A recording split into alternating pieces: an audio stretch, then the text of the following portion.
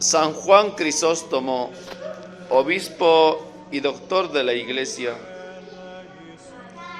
344-407, memoria obligatoria. 27 de enero. El hombre de la palabra sublime como fulgurante espada, que salvó a Antioquía, desarmó a los jefes bárbaros y dominó a los reyes y a los tiranos, fue hijo de un guerrero. Su padre tenía a sus órdenes la caballería de Siria. Su madre, tipo de la mujer fuerte, es la que, viuda a los 20 años, hacía exclamar al retórico libanio: dioses de la Grecia, ¿qué mujeres hay entre los cristianos? Fue este sofista pagano empedernido, amigo fiel de Juliano el Apóstata, el que guió los primeros pasos del joven por el mundo de las letras. El genio del discípulo le llenaba de orgullo. Aún queda una carta en que confiesa, pero su tendencia religiosa le entristecía. ¡Ay!, decía poco antes de morir, hubiera dejado a ese muchacho al frente de mi escuela, pero los cristianos me lo han arrebatado. Juan dio comienzo a su vida de orador en el foro. Tenía 20 años cuando sus conciudadanos empezaban a compararle con Demóstenes, pero un día, en medio de la embriaguez del triunfo, deja la tribuna y se presenta al obispo de Antioquía pidiéndole el bautismo. Esto es poco. Necesita practicar el evangelio integral. Quiere seguir el ejemplo de 2 anacoretas y se dispone a internarse en el desierto de Siria. Cuando mi madre, dice él mismo, supo mi resolución, me tomó de la mano, llevándome a su habitación, y habiendo hecho que me sentase junto a la cama donde me había dado el ser, rompió a llorar y a decirme cosas más amargas que su llanto. Juan no tuvo valor para afligir a su madre, pero algo más tarde, un suceso inesperado vino a empujarle nuevamente hacia la soledad. Juan tenía un santo amigo que se llamaba Basilio. Me uní a él, nos dice, una amistad sagrada, de esas que nacen en los bancos de la escuela y que no puede extinguir el viento de las solicitudes de la vida. Éramos inseparables. La aplicación a los mismos estudios, bajo los mismos maestros, un ardor, una emulación igual en las aulas, todo concurría a darnos la misma aptitud y los mismos gustos. Un día Basilio vino a anunciar a Juan que el pueblo le quería hacer obispos, pero aquellos hombres eran tan dignos de esa sublime dignidad que temblaban antes de aceptarla. Un sentimiento profundo, como de espanto ante la majestad episcopal, hacía que se apartasen de ella. ¿Qué piensas hacer tú?, preguntó Basilio a su amigo. Lo que hagas tú, respondió Juan. Seguro refiere él mismo de lo mucho que perjudicaría a la iglesia si por mi culpa se viese privada de tal pastor. Yo, que tenía acostumbrado a Basilio a leer en el fondo de mi alma, le oculté entonces mi pensamiento y aún le dije que en todo caso haría lo mismo que él. Llegó a poco el día de la consagración. Se apoderaron de Basilio y tuvo que doblegarse al yugo. Buscaron a Juan y fue imposible encontrarle. Había huido. El pueblo, que esperaba 2 víctimas, se amotinó en la basílica y el consagrado, dándose cuenta del engaño que había sufrido, fue en busca de su amigo para echarle en cara su despiadada astucia. Sentado junto a mí, dice el fugitivo, me hablaba entre lágrimas de aquella violencia sin precedentes, pero el dolor le ahogaba y las palabras expiraban en su garganta. Al verle anegado en llanto y presa de la turbación y que sabía la causa de todo, no pude contener la risa y, tomándole de la mano, quise besársela, dando gracias a Dios por el éxito de mi estratagema. Al ver mi alegría, su dolor se aumentó con la indignación. Juan le consoló enviándole el primero de sus libros, el diálogo sobre el sacerdocio, obra llena de gravedad y de imaginación que nos revela en el joven escritor todas las dotes del orador futuro. El diálogo fue escrito en una caverna, en su retiro. El solitario mezclaba con el estudio el trabajo, la oración y la meditación. Los grandes hombres de aquel tiempo venían del desierto.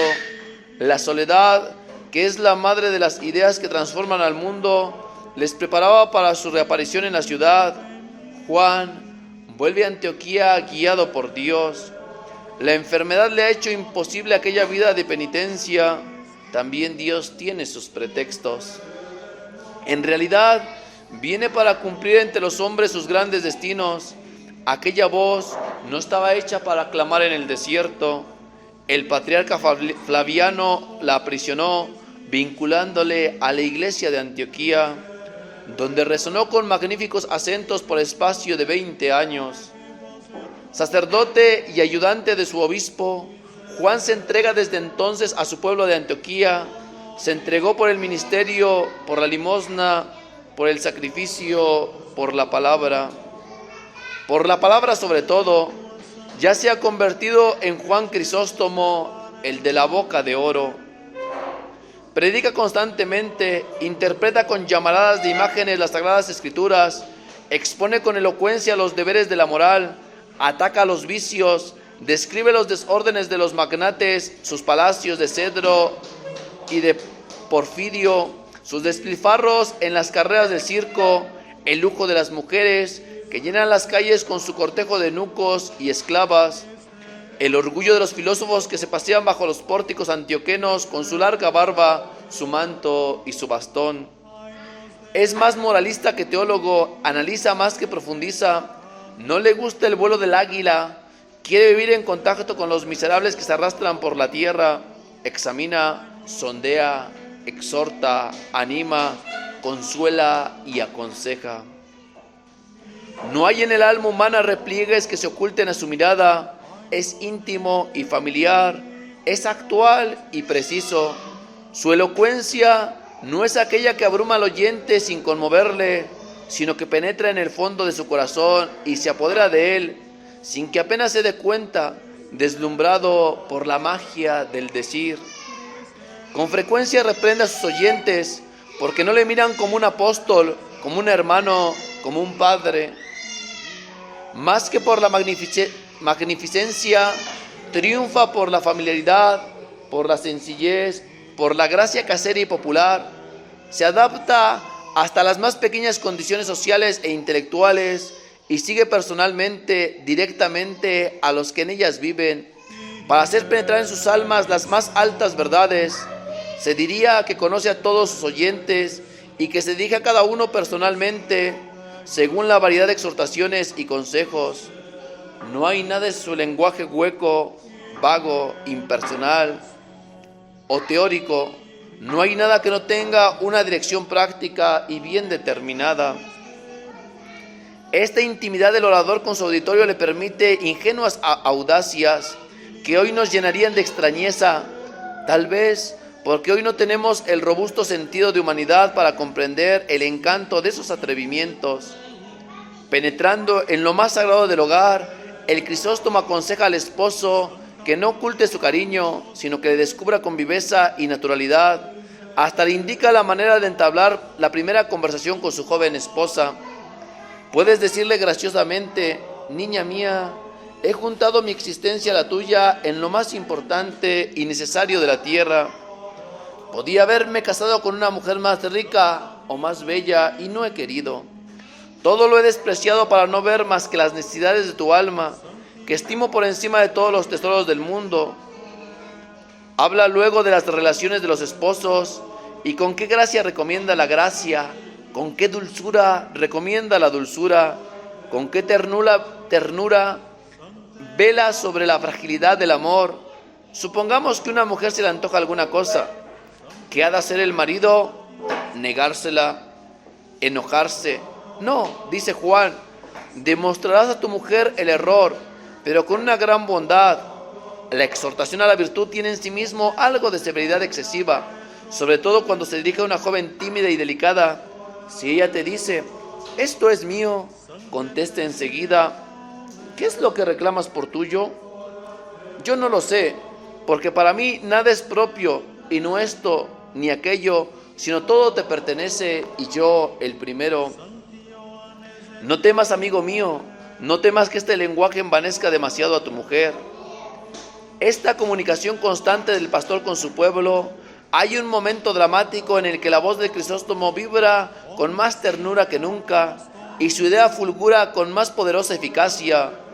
En 387, con motivo de un impuesto extraordinario, una sedición acababa de ensangrentar las calles de Antioquía, la curia asaltada, arrestado y maltratado el prefecto, destruidas entre salvaje gritería las estatuas del emperador, de la emperatriz y de sus hijos. El emperador era el español Teodosio, tan grande como violento y justiciero. En Constantinopla se hablaba de incendiar la ciudad. Teodosio rechazó el consejo, pero dio orden de hacer una investigación severa y proceder con rigor a la ejecución del castigo. Entretanto, el patriarca se dirige a la corte en demanda de perdón. En la expectación de una justicia despiadada, el pueblo llora aterrado. Muchos quieren huir, otros se exaltan hasta la desesperación. Crisóstomo, que ha quedado al frente de la iglesia, acude al poder de su soberano de su palabra, conjura el peligro que renace cada día, tranquiliza a la población, exasperada hasta la locura, la defiende contra las insinuaciones malsanas de los agitadores, reanima sus esperanzas en la clemencia, distrae de sus preocupaciones obsesionantes con la exposición de las verdades de la fe y le exhorta a la penitencia para hacerla digna del perdón divino. Así, durante 20 días, pronuncia los 20 discursos que se llaman de las estatuas, monumento de historia y elocuencia, que no tiene otro igual en la antigüedad. Cicerón es más grandilocuente, Demóstenes cautiva más, pero ninguna palabra humana produce la impresión de una comunicación más íntima entre el que habla y los que escuchan. Crisóstomo conjura, amenaza, suplica, según los movimientos de la multitud colérica y voluble, que de la postración pasaba a la rebelión. Durante unos días, la enfermedad lo obliga a ausentarse. El terror del pueblo llega entonces al paroxismo. Solo la intervención de un magistrado pagano puede contener el movimiento irreflexivo. Cuando el sacerdote reaparece en la tribuna de la iglesia, sus primeras palabras son estas: me lleno de vergüenza al pensar que ha sido necesaria la palabra de un infiel para reanimar el valor de los cristianos. Al fin, Flaviano llegó con la más completa amnistía. La crisis solo había servido para estrechar más el alma de Crisóstomo con la del pueblo. La simpatía entre ambos desde entonces es total. De manera que uno va a tener la autoridad de decirlo todo y el otro la disposición para escucharlo todo. La elocuencia del orador se extiende por todo el oriente. Los sofistas paganos vienen a oírle desde de lejanas tierras. Los judíos se amontonan alrededor de su cátedra. Sin embargo, él es siempre el predicador del evangelio, el amigo, el consolador y el confesor. A veces creemos oírle hablar en el foro, pero pronto el celo de la casa de Dios le arrebata. Combina la acción del tribuno y la dirección de la conciencia. No calla ni disimula. Predica durante lustros enteros, casi sin interrupción, combatiendo todas las debilidades y todas las supersticiones. Domina por la imaginación más que por el raciocinio, por la pasión más que por la lógica, por la figura más que por el argumento. Es un oriental que comprende la psicología oriental. Lo que le importa es mover, inspirar el deseo de la virtud. Cuando el público aplaude, él se interrumpe diciendo: ¿de qué me sirven sus alabanzas si no veo progresar a ustedes en la virtud?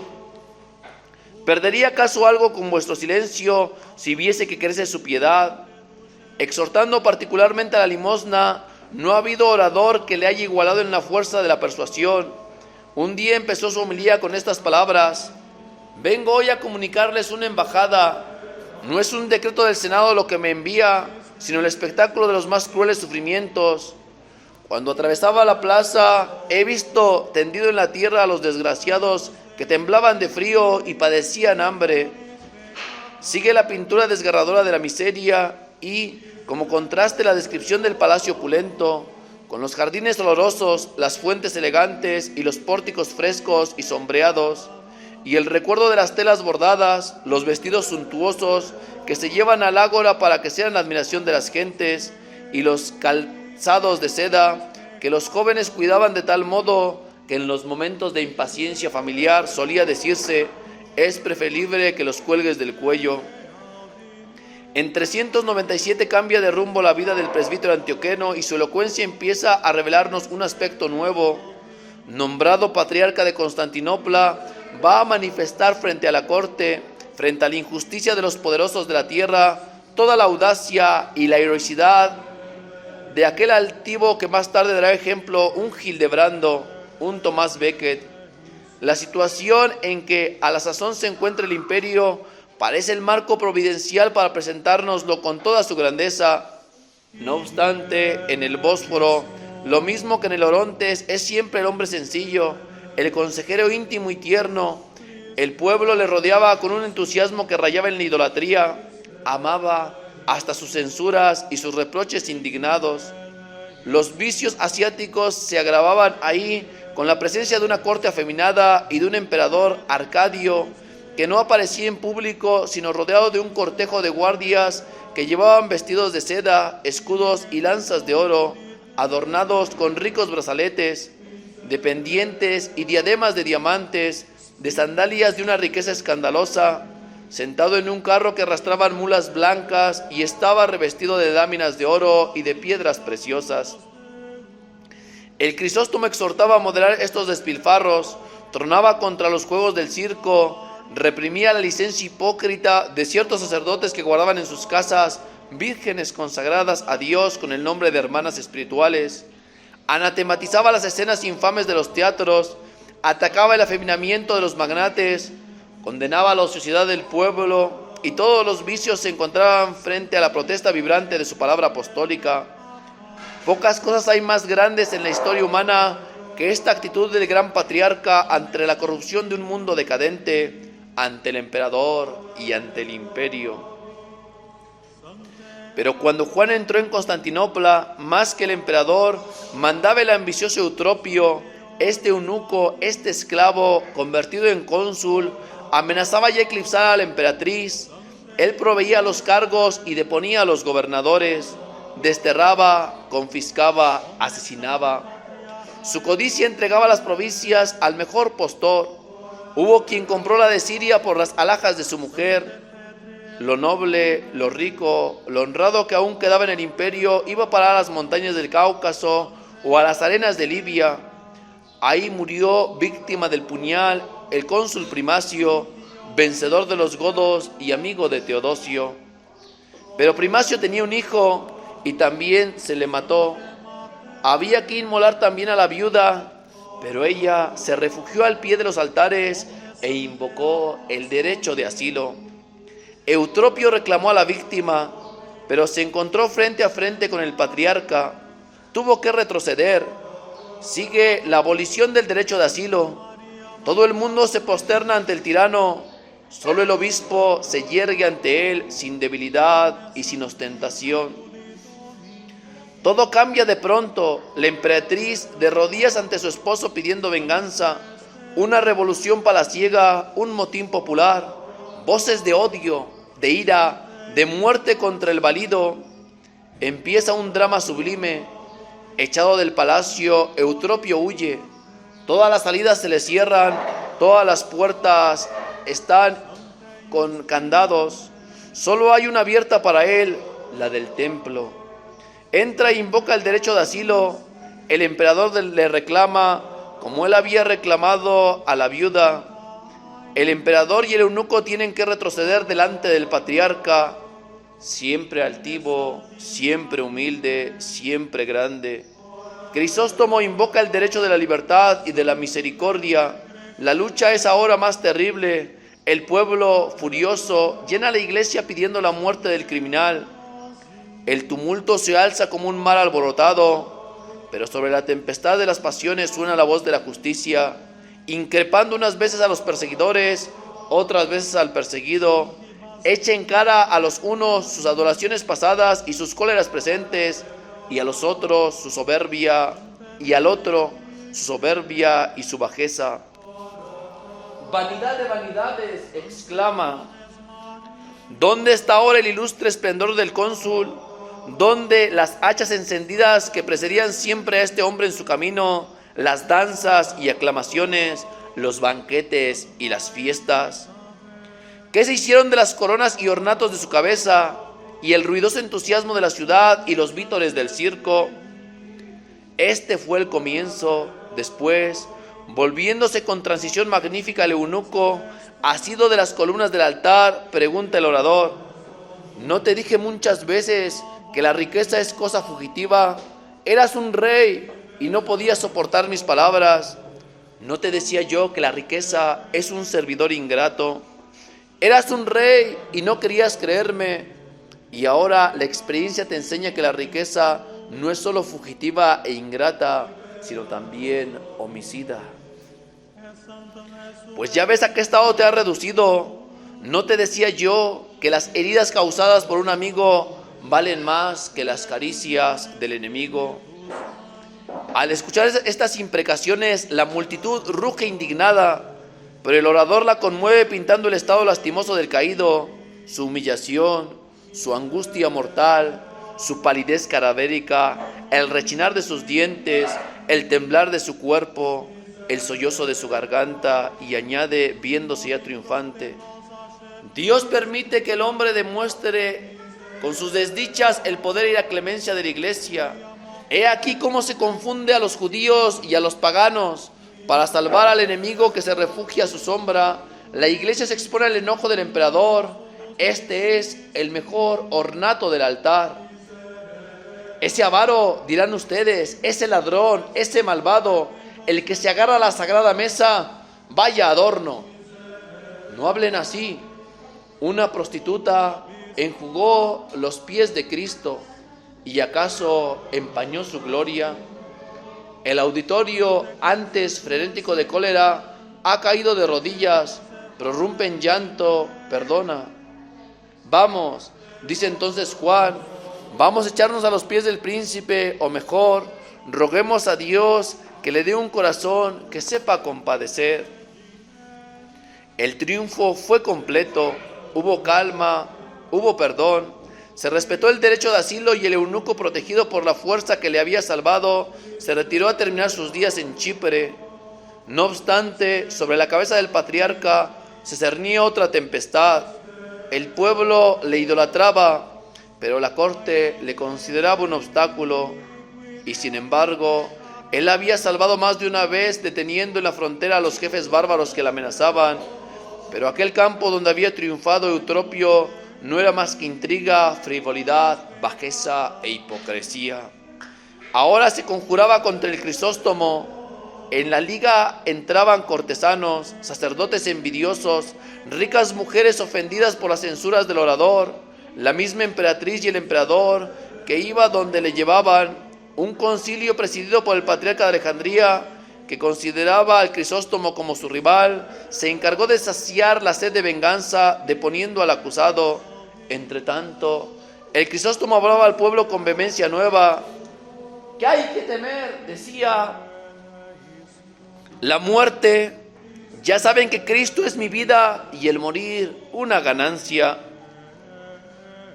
El destierro. Pero si la tierra toda es del Señor, la pérdida de los bienes.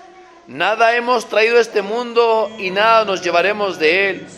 Desprecio todos los terrores, me río de los bienes, ni temo la pobreza, ni deseo la riqueza, ni me aterra la muerte, y si deseo vivir, es por el bien de sus almas. Y añadía, terminando su arenga, con unas palabras que fueron consideradas como una alusión a la emperatriz: pero saben, amigos míos, la verdadera causa de mi ruina es que no he tenido en mi casa ricos tapices, ni me he puesto vestidos de oro y de seda, ni he halagado la molicie y la sensualidad de las gentes. Algo queda aún de la raza de Jezabel, y la gracia combate todavía en favor de Elías. Herodías sigue pidiendo la cabeza de Juan y por eso danza. Hubieran deseado la cabeza, pero tuvieron que contentarse con el destierro. Juan fue arrebatado y arrojado en un navío. Era de noche, pero la población entera lo despidió llorando. Al día siguiente hubo un temblor que fue considerado como un signo de cólera divina. La emperatriz, que era muy supersticiosa, se apresuró a llamar al desterrado. Fue una vuelta triunfal. El Bósforo cubierto de navíos empavesados, iluminado de antorchas, alegrado por las aclamaciones y los cantos populares. Juan, arrastrado hasta la basílica y colocado en la cátedra y vitoreado frenéticamente, se hizo silencio y empezó a hablar con estas frases sencillas y sublimes a la vez. Bendito sea el Señor. Lo decía al marchar, lo digo ahora al volver, y nunca me cansaré de decirlo. ¿Recuerdan que el último día os propuse la imagen de Job y sus palabras? Es la prenda que os dejé y es la acción de gracias que ahora os traigo. La situación es diferente, el himno de gratitud es el mismo. La fertilidad de la tierra, bendito sea el Señor que desencadena la tormenta, bendito sea el Señor que restablece la calma. La reconciliación no podía ser duradera, mejor dicho, no había habido reconciliación. Eudocia pensaba en su derrota y para consolarla los cortesanos imaginaron una gran fiesta en su honor. Se le erigió una estatua de plata, se le inauguró solemnemente, hubo juegos, cantos, danzas y libaciones, todo con exceso. Crisóstomo censura aquella fiesta profana y esto fue el pretexto del nuevo rompimiento. 80 obispos se reunieron en concilio, la elocuencia del patriarca se equilibraba con el poder imperial. 40 obispos le defendían, otros 40 le condenaban. A la de estos se unió la autoridad del emperador con un decreto de destierro.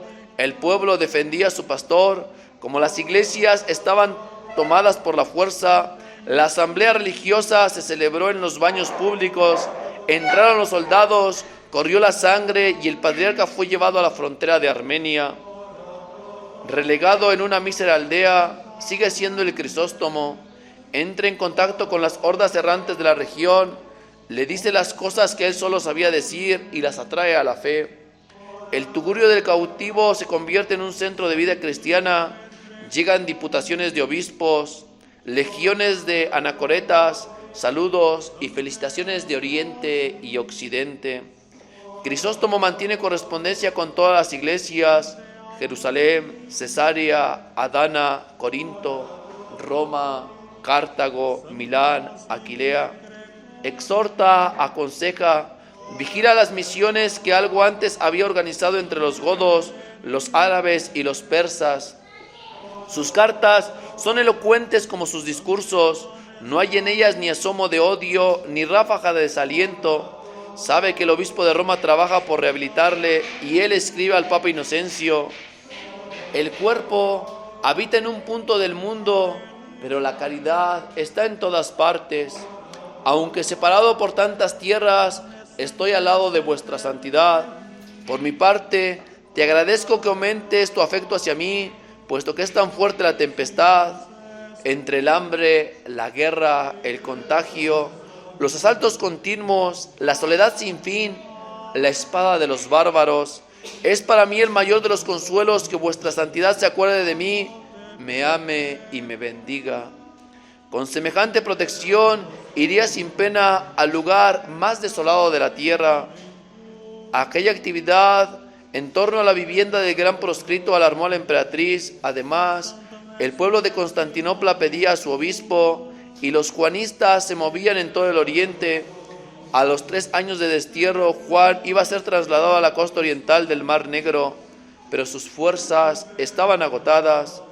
A causa de la fiebre, el viaje era lento. Habiendo llegado al pueblo de Comán, hizo que le introdujeran en una ermita que había junto al camino, y ahí expiró, pronunciando estas palabras: Gloria a Dios por todas las cosas.